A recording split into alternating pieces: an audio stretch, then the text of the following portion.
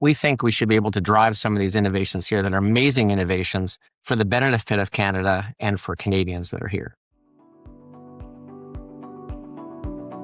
From laboccupier.com, welcome to NGBiPlus, a podcast about the organizations that support Canada's life sciences community and the people behind them. Hi, it's Jim Wilson, and my guest today is Greg Wolfond of Give Back Health Innovation Foundation, which is a Canadian philanthropic network that is advancing public health through innovation and technology. Now, what Greg and his team are tackling is one of the most persistent problems in Canadian life sciences, which is that, Canada spends billions of dollars doing world-class research every year, but we rank near the bottom when it comes to commercialization. The Give Back Health Foundation is helping bridge that gap by providing access to capital and expertise that is accelerating commercialization with the goal of improving healthcare across the country. Greg is a serial entrepreneur who has founded and led tech companies for decades, but helping the Canadian life sciences community get to the next level is now his focus. In fact, he is so passionate about his mission that in his mid-40s, he went back to school to complete a biochemistry degree so he could better understand the science he was reading about. In our conversation, Greg explains why Give Back Health Innovation Foundation was created and what he and his team are doing to help Canadian innovation remain in Canada. Before we get to our conversation, we'd like to remind you this podcast is part of the NGBi podcasts, which were created to promote the next Great Big Ideas Summit. NGBi is an independently organized national networking event for Canada's life sciences community, and you can find details on this year's event at nextgreatbigideas.com. This episode of NGBi Plus was recorded in June 2026. Greg, welcome to NGBi Plus. Thanks, Jim. It's great to be here. I'm delighted to be having this conversation. And for those who may not be aware, this podcast is about organizations that support the innovators and disruptors in the Canadian life sciences community. And I think your foundation is about to play a central role in supporting that mission. But before we go there, if you don't mind, I'd like to talk a bit about who you are. And I'll just give a bit of a preamble. Correct me if I'm wrong, but you are chairman of Armel Corporation, which is a commercial and residential development company founded in Guelph in 1965, I think. But the story of the company and its ties to the city began in, I think, 1922, when Joseph Wolfond emigrated from the newly created Soviet Union. Was he your grandfather? My grandfather, yeah. He was an amazing guy, and my father was in a land business as well. So part of what I do is that business. And I also read that he basically came to Canada with basically the shirt on his back and a strong back and a heck of a work ethic. Yeah, he was an amazing guy. He came with absolutely nothing, started a scrapyard, built it up. He ended up buying land, demolishing buildings, doing things and being quite successful, but started with nothing. That's kind of the way it is in the country, right? If we do it well, we can start with nothing and end up with something. Yeah, and he left a heck of a legacy on the city of Guelph that many people may not be aware of, but they should be. And what an amazing guy. Yeah, an amazing guy. And my father picked up in his footsteps and kind of developed a lot more there. And I do a little bit of that stuff. I did a lot more in the tech world, so software kind of companies and things like that. So busy in that at the same time. Yeah, and you founded and led companies in tech, I think, Footprint Software, 724 Solutions. Is it Kili Technologies? Some of these you'd see and use today. So Kili ended up being the chip that's inside all the Square terminals. When you see a Square terminal, we built a payment terminal on a chip. And SecureKey was one of them. When you log into the government and use your bank to log in to be secure, when you do that, that was one of the businesses we built. It's now run by Interac. And 724 was one of our companies. We were doing internet on a phone before there was an iPhone. So that you'd be able to check your stocks, pay your bills, do everything on your phone way back in the 2000 era before the iPhone had come out, kind of a little leading on some of those things and willing to take risks. And we're lucky enough to be in Canada and do well with those enterprises. Absolutely. So let's talk about Give Back Health. It's focused on life sciences. May I ask why that focus? I just love that space. I went back at 45 and did a biochem degree to be able to read a paper and understand it. And the more you watch this space, you see how great Canada is at research and how poor we are at commercialization of that research, right? We spend, it's probably $7.5 billion a year of grants to do great research in Canada, and we rank among the top, but really near the bottom in terms of commercializing it. So the strategy, our feeling is it's flawed. And if you could take some of this entrepreneurial zeal and help some of these scientists where they've got something that works in the dish and works in a mouse and works through, get them the expertise to work with them. How do you get it through, commercialize it? And the thought is, how do you make Canada more like what Novo Nordisk does in Denmark? Like, let's make it here. Let's make it cheap for the population. We'll make money around the world. We think we should be able to drive some of these innovations here that are amazing innovations for the benefit of Canada and for Canadians that are here. So let's dig into that. So the goal of Give Back Health Innovation Foundation is to help scaling startups in life sciences kind of bridge that gap between discovery and commercialization. How? How are you and your team doing this? Yeah, it's a tricky question. The truth is, a lot of these folks figure out that things work and they can prove it. And then the gap between hey, this works in a dish and it works in a mouse, to getting it through commercialization are really tough. So you could take one example, a company called IntelliGex. They figured out, like in Ontario alone, and there's about 13,000 people with a spinal injury where they're paraplegic or quadriplegic or can't do things. And the cost just in Ontario is about $1.3 billion a year to treat them, take care of them. But there's no cures for this. These guys have figured out, I can actually make a stem cell that if I implant it in the spine of a rat after it has an injury, it can now, where it no longer could before, pick up the food and eat the food and function again. And it's great that you do that, and they get lots of grants to prove this, but how do I get it in humans? Well, to make this safe, to do all the testing, to everything it needs $20-some million to get through FDA approval and the approval to put it in humans. And there's no funding. There's no one, risk tolerance in Canada is very low. No one wants to fund it. The government and others who provided the tens of millions of grants to get to here, there's no funding window to do it. So what we were able to do with Give Back was say, let's create a foundation such that people who are lucky enough to be philanthropic and give money away could pick a cause that matters to them, or friends of them have an injury, and they can give money to the charity Give Back, and Give Back can invest in shares of these startup companies. So the whole intent is then when that company is successful and we help them get through, they then have to give back to Canada an equivalent amount in free service or heavily discounted service to make it good for Canadians. And the goal is that, say, if you give $1,000 there or $100,000 there or $1 million there, hopefully that becomes successful. Hopefully it becomes cheaper for Canadians. And then when there's a win, ultimately a big company buys it and it goes global.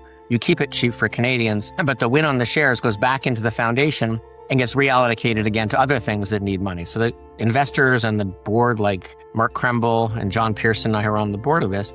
We never get anything. We don't take a salary. We can't be remunerated by any of these companies. We can't earn anything, or our family can't earn anything from these businesses. All we want to do is see it be better in Canada. And so it's trying to get the incentive that folks in the room who will help these really smart scientists bridge that gap, as you say, Jim. How do they get over from the dish or the mouse and translate it into something that works in humans? You mentioned two names there. If you don't mind, I'd like to talk about your associates at the foundation for a moment. Who are they? So Mark Kremble is an entrepreneur himself, has many different business interests, but he also runs the Kremble Foundation. So you've seen the Kremble Brain Institute down at Western Hospital, the whole tower that they're charity supported. And they give many tens of millions of dollars away, or hundreds of millions they've given in Canada to help support research and to getting things going. So Mark, is a brilliant guy, heart of gold, and he wants to see a difference. He wants to see now more than research happening. How do we take that research and turn it into something real? Hence his joining the Give Back board. And John Pearson is no slouch either. John helped found and build this company called Hatch, which is one of the biggest engineering firms in the world. In the world, yeah. And the rest. He's a big fundraiser in his own right and helping great causes in hospitals like Trillium and the rest. And he sees the same thing. How do we take our smarts and the time we have and have a purpose to say, can we actually route dollars that matter into some of these scientists' hands and put the people around them that they can turn nascent ideas that look promising into real cures for Canadians? This is such a great idea. Where did it come from? We are blessed to be lucky in what we do, and we give a lot of funds to the hospitals and others for research over the years. And we've been watching how much of what happens, what comes out of there, gets commercialized. And generally in Canada, unfortunately, the institutions, stuff that's really good gets licensed to the big pharmas in the US, and we end up with pennies on the dollar, right? We invented GLP-1s here, the weight loss drugs, and they're generating billions in revenue around the world. Very little of that stays in Canada, and very little of the work on that stays in Canada. We invented pacemakers, we invented insulin, we invented so many great things, and none of it comes to benefit here. There's no discounts to Canada for inventing this stuff. And our feeling was, hey, this is wrong, because there's so many great scientists, and a lot of these potential cures are real cures. So we're Like we're working with a company that's doing stuff in the brain that can help with Alzheimer's, that can help with dementia, that's showing that it actually works here. And these companies just need funds to go prove that that molecule works. And what an amazing difference it will make if you had a cure for, or a low-cost pill you could take for depression, if you had something that worked for Alzheimer's. These things are not lifetime away. They're in the foreseeable future. And some of them will work and some of them won't work. But our belief is there's lots of people who have done well, who want to give back, so to speak, who would like to donate to a team that's solving it and be part of the journey and help what they're doing and get the feedback that it's working and then feel part of it when it wins. And if it wins, they know they're not getting anything back personally, but the satisfaction of helping that happen in Canada. And then what we do is we let them, if there's a win and their $1 million turns to $10 million, they can reallocate most of that. Hey, now where else would you like to help? It never comes out. It's all about a give back kind of thing. The companies we're funding all get that they're going to give back. So once they're successful, they have to give back an equivalent amount to what we funded them back to the Canadian public. So it's all this all that we're able to get done. And it seems right. Like we're getting investors who are interested or donors who are interested. We're getting companies come to us. We're kind of barrage of companies that want the help. So we're finding ones in, as I said, small molecules. We're finding one in radiology, this great company called ScarDX that we're working with that's figured out you can take an ultrasound machine and rather than just an ultrasound, you can actually tell from the scan how scarred your kidney is. So instead of doing a biopsy, which is like $8,000 and your kidney could pop and all kinds of bad things could happen, these guys can do a scan and see how healthy your organ is for less than $100 and give you the answer instead of an $8,000 piece. But they need the funding. They've proven that it works. They've got all the patents around the world. They need the funding to actually turn that into a company, finish the clinical trials to prove that it works, and then make it the standard of care around the world. And they're just bright, bright guys who all they need is like an entrepreneurial CEO, COO to go in and help them. And we're helping find that person. And they'll be kind of setting the world on fire because the work that they've done and proving this works at lower cost with great predictive ability is magnificent. It's just, there's so many of these things, whether it's in cancer, whether it's in dementia or Alzheimer's or things like that. But I think Canadians are solving these things, but there's no tap. There's no, how do you put the team together to go around these great scientists to take it to the next level and prove that it works? And if it works, can we make it better for Canadians? Can we bring the cost down of all these things that happen? Like in spinal, as I talked about before, it's $1.3 billion a year. If you can solve 10% of that, look at the cost you can take out of the system, right? It's $1 billion over 10 years you can take out of the system, and you make life better for all these people. So it's just, we have to take shots on goal, and our challenge is we haven't been doing that. So what if we just took people who've got the time and the inclination to help? And I think we'll make a difference. I think we're getting enough interest from enough parties that you'll see we make a difference in some of these things we're working. You've just touched on so many bases, and I'd like to kind of circle back on as many as we can, but I also want to be respectful of your time. So the foundation's only, 8-9 months old at the moment? Yeah, it took us a while to get through explaining to CRA what we're doing, how we make these program-related investments that are very focused on a specific part, how we give the money to what's effectively a company, and how the company has to give back when it's done. And it took a while to get that understood and working.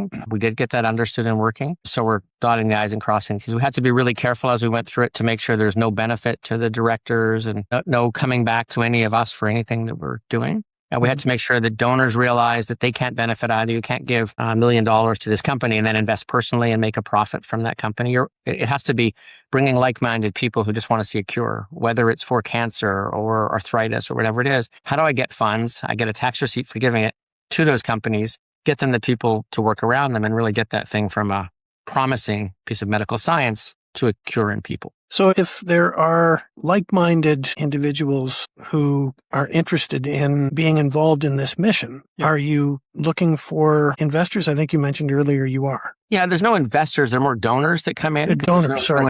In a company and no equity, you don't make an upside. But if there's someone who cares about glaucoma, and we're working with a team that's working on glaucoma, who wants to give to that and they can actually make a difference in glaucoma, they may say, I'm interested in this, and we'll do an introduction. Here's the team who's working on it. Here's their science. And they can make a decision whether they want to give towards that. This is a donor-advised charity, so we can't promise that we can give to that piece. Like a donor can make a recommendation. We have to do the due diligence to make sure that cause is real, that the technology is real, that it's likely to happen. And then the foundation will make decisions on what it invests in. But we're trying as much as we can to listen to our donors about where they'd like their funds to go. The rules in CRA said it can't be guaranteed, and it's not. So we have to make sure these avenues that we'll donate to, these program-related investments, are real, have a chance, and we do the diligence and the investment paperwork and everything else to make sure that the foundation is covered, that it gets back its dollars. They've got to use the funds towards this purpose. all of that stuff we have to do. But we're used to doing it as investors before. We know how to do that, and we're trying to do it really, really well. So there's, if I understand correctly, a general fund which can be directed as much as possible or when it's possible. Yeah, it's when it's possible. So if you decided, Jim, you wanted to support people who are doing research in, I'm not sure, I'll pick one, arthritis, and there's this great team who's worked with your family or someone who's got bad arthritis and they're making a difference and they're making headway, you could say, hey, I'd like to donate to you guys. Will you at least take a look at this one? You can make the donation and we'll keep looking for things in the arthritis field. And we may find that the one that you found works, or we may find other ones that work, and we'll come back and try and make a donation in that area that works. So far, we've been pretty good because the ones that donors like myself, so Mark and I and John are all donors into this as well. So we give money in and the money goes to things like IntelliJect, or the money goes to other things that the charity is investing in. We're not trying to build a big pool for no sake. We really want to try and focus the dollars to go to teams of people who are solving a real problem, right? And there's so many of these to solve, but the research we have is so promising, and our frustration is so little of it. There's no money, there's no teams, there's no push in Canada to really get this stuff over the line for the benefit of Canadians. And so Give Back will be one of the ways we can help those teams commercialize their great science.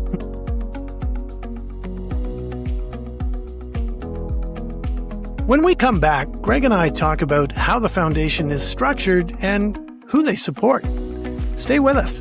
I'm Jim Wilson, and you're listening to NGBiPlus, Canada's Life Sciences Community Podcast.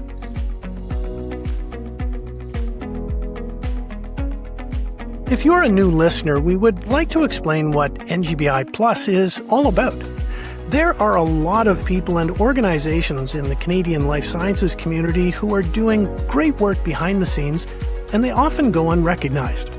The goal of this podcast is to talk about who those organizations are, explain what they do, and shine a light on the people behind them and the benefits they provide.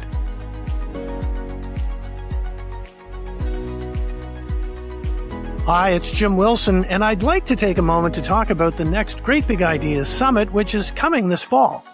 If you are part of the Canadian life sciences community, NGBI is one of the key events you want to put in your calendar. The NGBI Summit is an independently organized, not-for-profit, national networking event that attracts innovators, investors, disruptors, academic entrepreneurs, industry suppliers, today's leaders, and startup founders from coast to coast who are quite likely many of tomorrow's industry leaders. The summit is an event that generates the kind of conversations that happen only when the right people are in the room. So, if you are a member of the Canadian life sciences community, and frankly, even if you're not but you'd like to be, this event is for you, and we invite you to join us. For details on sponsorship and to purchase tickets, please go to nextgreatbigideas.com. Thanks so much. We look forward to having you join us. Let's get back to the show.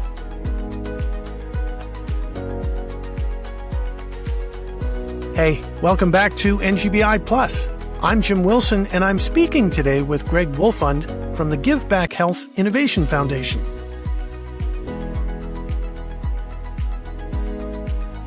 So let's talk about the money. Is there a minimum or a maximum investment that you will consider? We don't have a minimum or a maximum right now. So far, it's been bigger dollars going to these causes because the companies are trying to raise a fair bit. Some of them are smaller, like ScarDX, I think was a couple $100,000 just to get an operating person in and get through some of the studies and things they had to do. Some of them are in the many millions of dollars. But it just takes a focused team to get that done. Our goal in the end is that we have this pool of philanthropists who have causes they care about, diseases they care about, because their family members rather have it. And we start learning about teams on the other side who have the great research, whether it's in arthritis or whether it's in depression or whether it's in whatever. And we can kind of match make between them and show, hey, there are great cures here. And someone who wants to give to depression could see 5 companies that are working on great things. And we could do some studying and research to figure out which ones are the ones that are most likely to get over the line and try and match the donations with those as much as we can.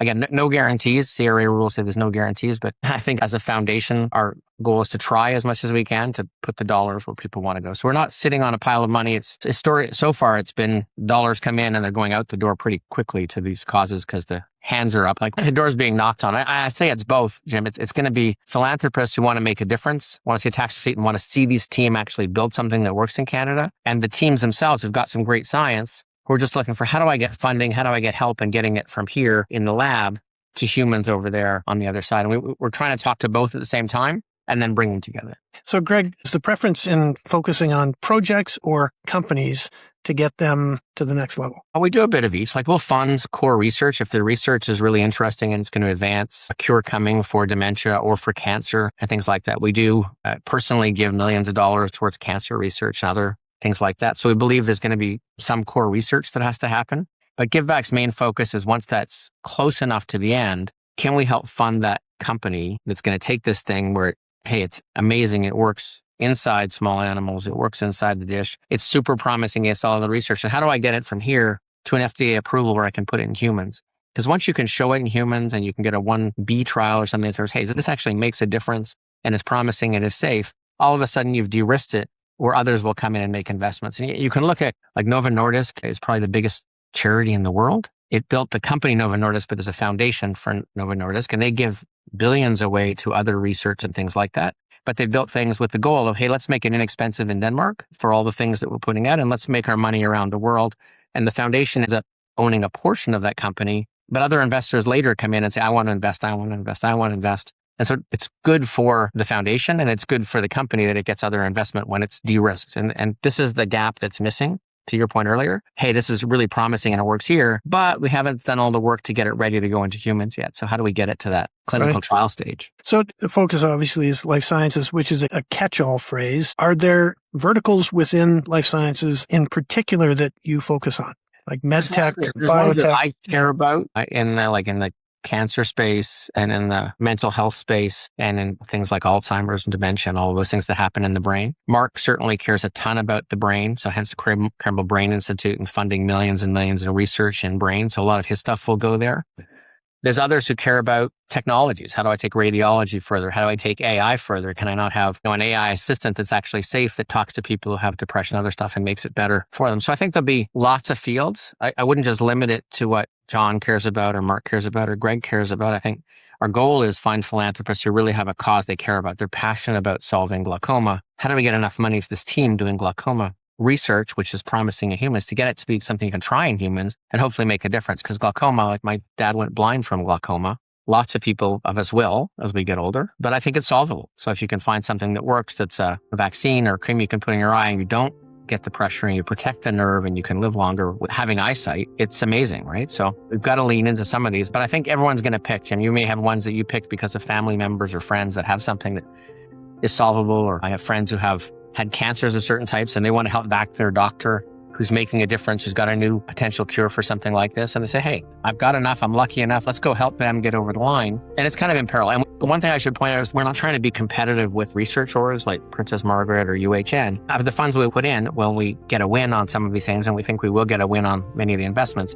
we give money back to the foundation from which it came. So if it came from UHN or it came from Princess Margaret, we want to share with them as well, because they've helped initiate, help get the research going. So part of this is to be, hey, you've done all this great research, you've helped steer it, you've helped these scientists with the patents. Let us help with the commercialization. But if we win, you're going to win too, because we're going to license it out. You're going to get a percentage of the company, you're going to get a percentage of the royalties, and you're going to get whatever win we get, you're going to get a percentage of that win. So how do we help you get this over the line? So to a degree, in some instances, it's a fund of funds. Well, it's trying to help the same thing they're trying to do when they do the research, but they don't have the funds to take it to the next level. We're trying to help with the next phase of it and give back to them for getting to there. So the idea is trying to make it a win-win all the way around. Like, we're not trying to take stuff away. There's just never enough dollars, as you know, Jim, to get all this stuff done. So this allows people to pick things that matter to them and teams that matter to them, and then really help get it over the line. I think there's so many of these that I think we'll be able to do that you'll see great outcome from it, right? Not all of them will work, but some of them will actually get over the line to make a huge difference for Canadians.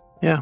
And this is a national target audience, correct? A national within Canada, yeah. So it's all across Canada. We can do any of the companies in Canada. Generally, to be a program-related investment, it's got to give back in Canada. So you got to give back to receive funds from us as an investment. You got to be able to give back to Canada when you're done. And we want to see Canada win. So it's the right time to say, hey, especially with what's going on geopolitically, it's a good time to say, hey, let's lean in Canada and make it go. There's challenges. How do we get the entrepreneurs to help these great scientists to do what they need to do to bring in the teams together? But it's what we've done before. It's what I've done before. It's what John's done before. It's what Mark's done outside. How do you then turn this stuff into something real and prove that it works? I think it's doable. I think the time is now to really make a difference and lean in. I think Like there's one other point that we're good at. A lot of the foundations, like the Kremble Foundation, give a lot to research, but they don't typically, like Princess Margaret Foundation or other foundations, they don't typically invest in companies, because once they invest in a company, they have to value the shares of that every year. They have to give 5% of their foundation away every year. So how do you value what you're in? They have to report on it. Some will work, some won't work. It becomes tricky. One thing Mark really likes about Give Back is he can give the donation from his foundation to Give Back. It's a one-time check. They get a receipt for the funds that they've given. It's properly given inside. And then all the valuation changes in those companies, it's worth $1 million, it's worth $100 million, worth $1 billion. It doesn't affect his foundation because they're illiquid shares. It lets him keep running his foundation. He gets reports, he gets updates, but it keeps his foundation whole, that he can put whatever portion he wants to put to commercialization through Give Back. It'll go directly into those companies. It'll help them grow. And if there's a win, his foundation will be able to help allocate some of the funds later. But it doesn't muck up his foundation. So it's built to work really well with hospital foundations or family foundations that just want to give certain amount to a certain cause. And differently from just the hospital, they could also give to then the teams moving it forward out of the hospital to be commercialized. So there's going to be a lot of listeners interested in this conversation for sure. When should they get in touch, and what is it that you will finance? Like, will you finance equipment? Will you help someone pay rent? Yeah, well, so far donations have come in and we've used it either to fund research, which sometimes includes equipment and the rest of the equipment to be able to do the research and the rest. And sometimes they want to fund their company because they've either spun their company out or they're going to spin their company out, and they need funding for the company to hire the CEO to do all the tests and studies that go through. So we're trying to help a little of both, but we need both sides of this to really work, Jim. I think government should be participating with us because they're trying to cut the cost curve down of expense. And obviously a cure for depression is worth billions a year in the cost curve. It keeps going up because we have so many wrestling with mental health issues. A cure for, spinal injury is huge. A cure for Alzheimer's, all these ones, we have this massive cost curve in our healthcare system. It just goes up and up and up.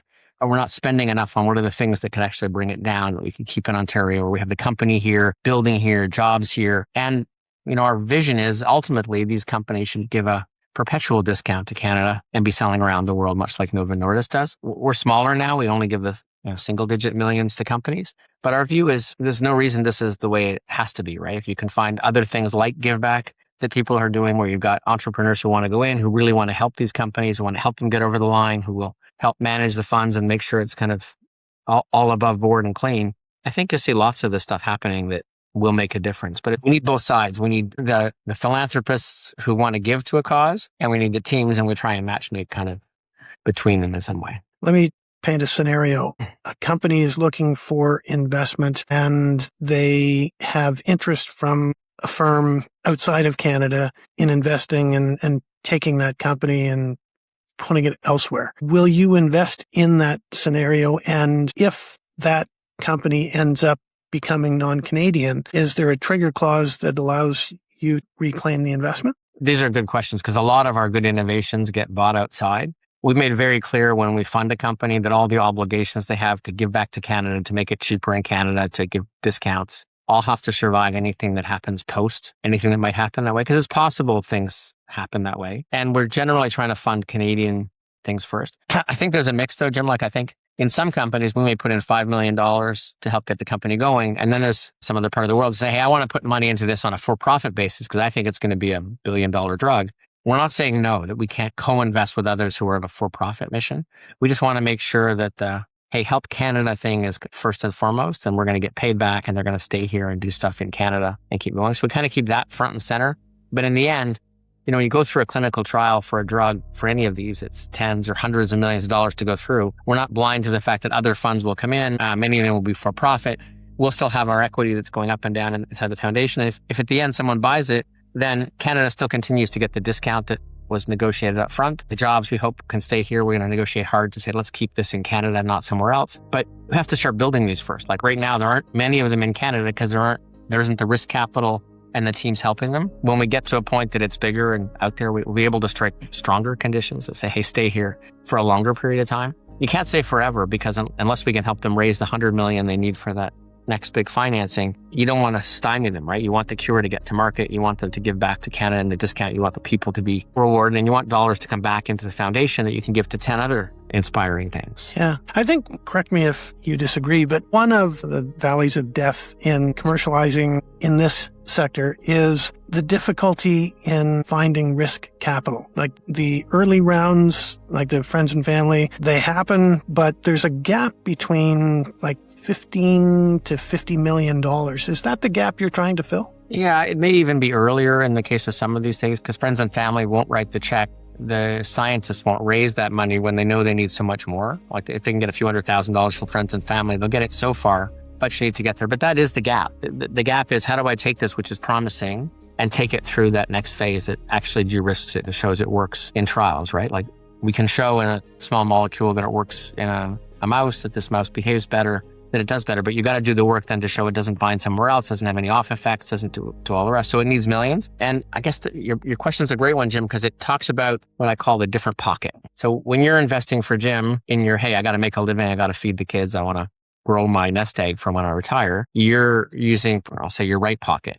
I'm cautious and I want to see the risks and I want to understand them. And in Canada, we tend to be a little bit more risk adverse. So we don't take a lot of that risk, and there's not a lot of that there. But then there's the other pocket, which is the philanthropic pocket. That says, hey, you know what? I've done well enough. I want to give a charitable contribution. I want to really help in this disease, and I'm writing the check. So in that case, you're going to write the check, you're going to get your tax receipt, and you're going to clap for these guys and say that it's good. That pocket is much less risk adverse than the first pocket. Like when I'm giving money philanthropically, I'm going to give to these folks who are doing one's called No Ink, a drug for stroke that really helps people who've had a stroke. The odds of these things winning are smaller. And you know that going in, so it's kind of what I call philanthropic investing.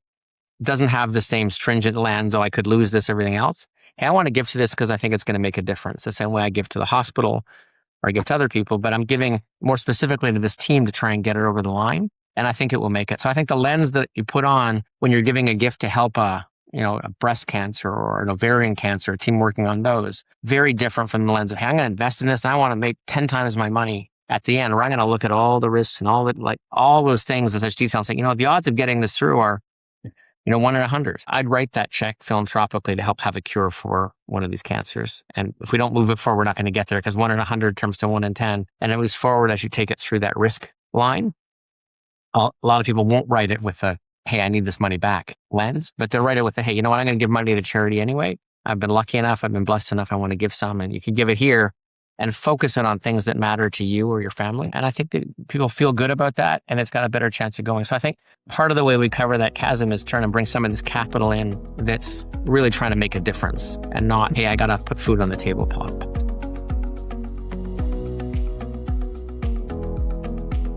Hi, it's Jim. We're going to take a short break, but when we come back, Greg and I talk about why the timing for launching their foundation might be better now more than ever. Stay with us. I'm Jim Wilson, and you're listening to NGBiPlus.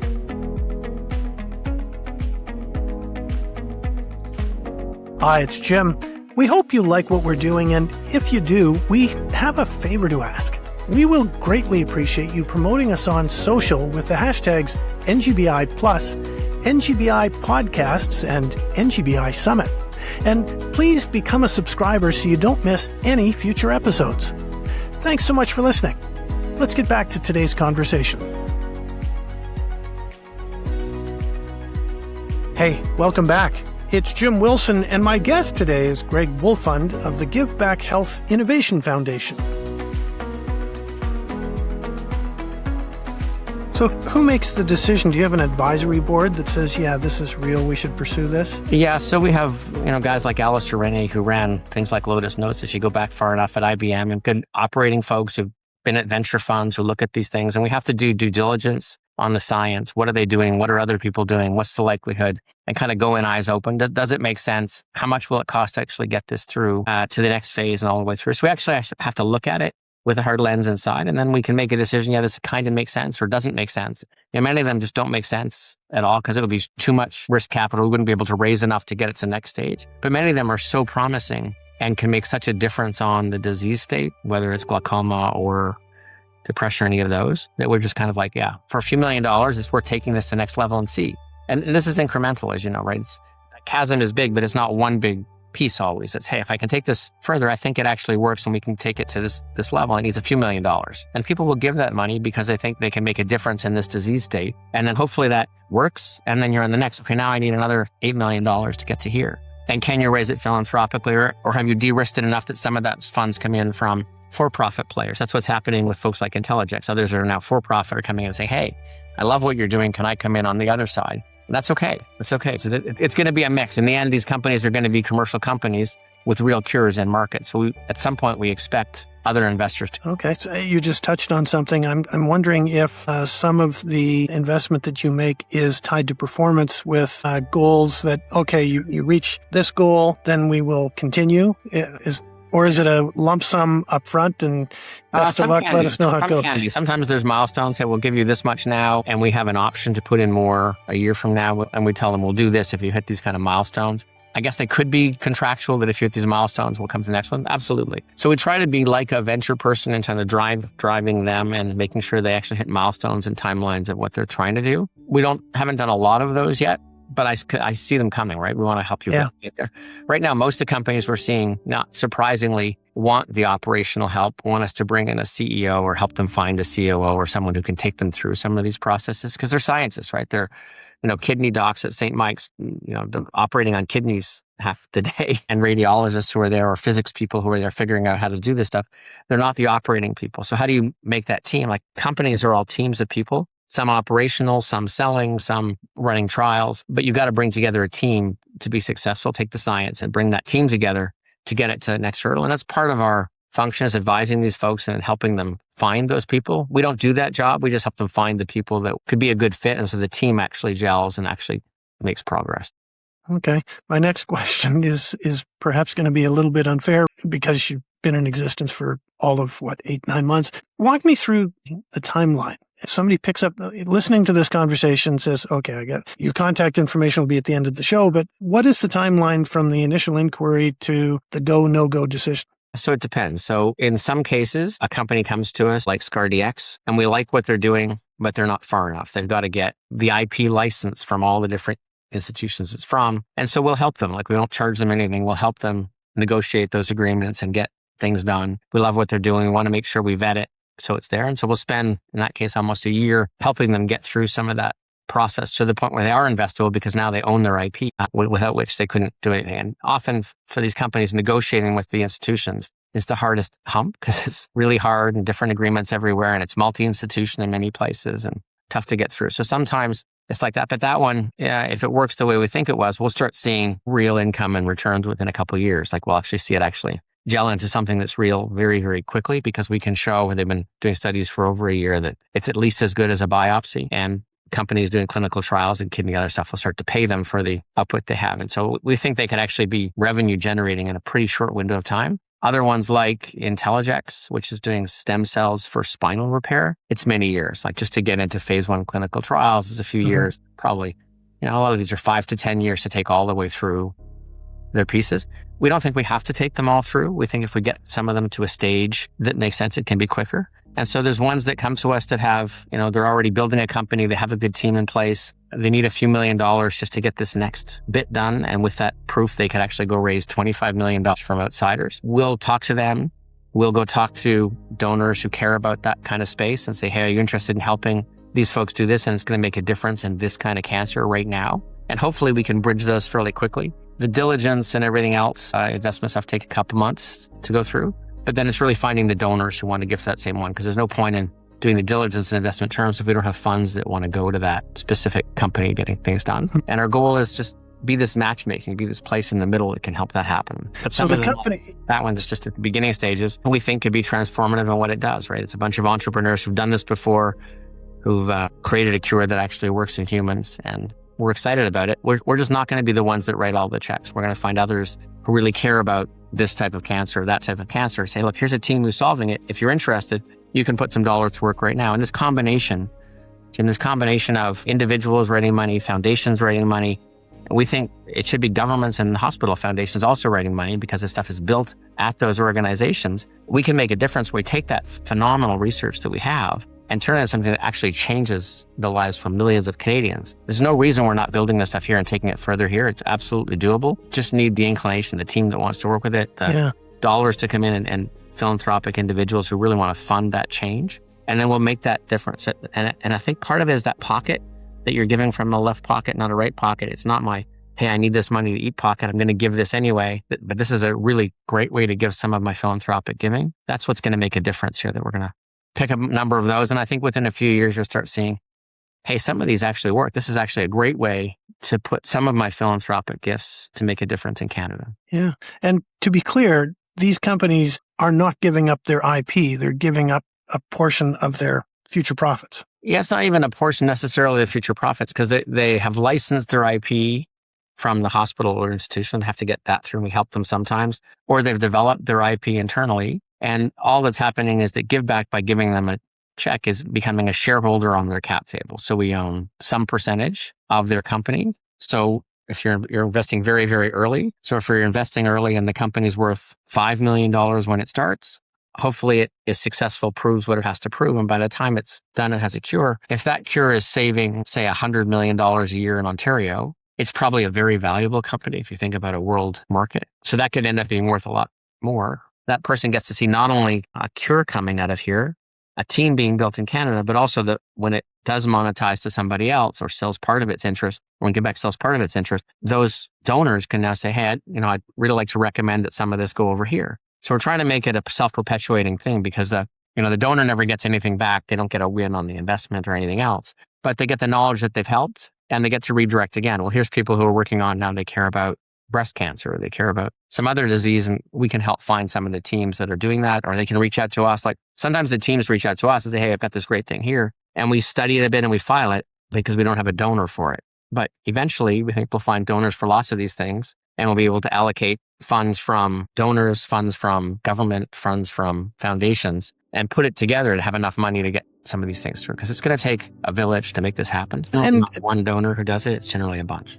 Yeah, to that, it is such a great idea. Is there anybody else in Canada that's doing this? Or elsewhere for that matter? I don't think anyone's doing it quite like this. Like, I think in lots of countries, there's lots of investment that goes into the things. Canada invests very little on the commercialization of this research relative to what we do. The US probably invests more, substantially more in commercialization. So this is one way to get philanthropic dollars to them. I think there'll be others. I think governments realizing there's a problem. I think you can see the leaders of these institutions are realizing there's a problem. When we spend $7.5 billion on research and don't have any metrics or plan to say, what are we going to commercialize of that, and how much are we going to get in Canada, and what's the benefit to Canada? I think that's a flawed system. So I think that system will change, and then Give Back will be part of the solution, not the whole solution, but it's a part that's needed. So right now we're trying to help where we can.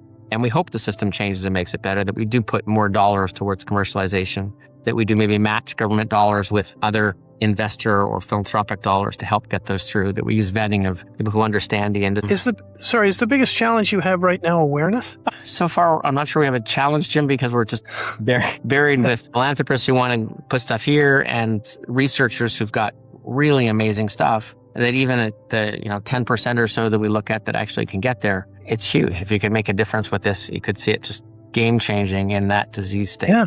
So we're not challenged yet. We're going to grow the business and the team as we go. So we have a good folks working on the website and the parts that we do. We have good operations folks. Alistair's leading that in a great way. But I don't think we're challenged. We're just ramping up the awareness of what we do. And our push right now is to get more philanthropists, more foundations, more government to recognize what we're doing and to match with us. So if we're willing to put millions into this, you should match us, because the benefit's all going to come to Ontario, or the benefit's going to come to Canada, depending on where we're going. And I think we can make a difference. And this is small dollars compared to the spend. Like the spend we have in terms of billions in the country and in any province is massive, and it's not going to go down. So how do we actually build some of these cures here? Well, we can actually bend that curve down a little bit and take some of the win that we have from it and put it back to other things where we can bend the curve more.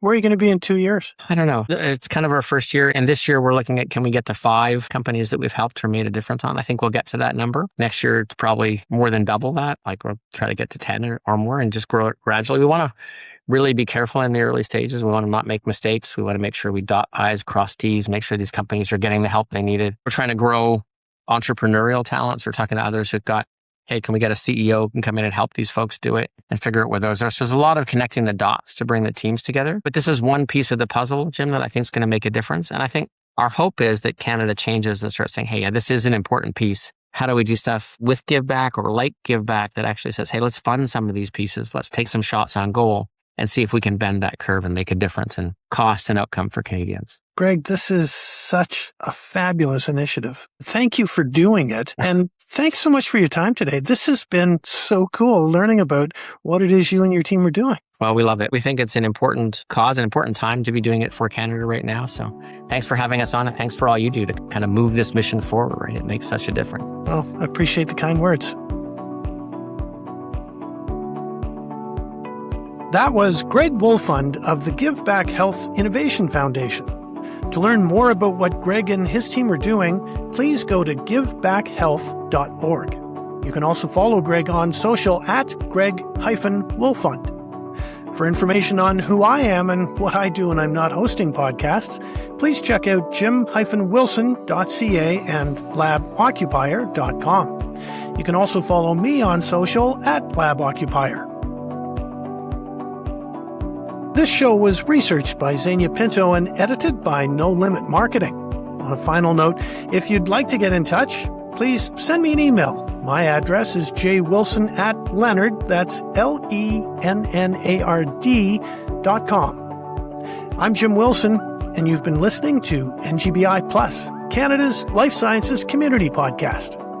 Thanks so much for joining us.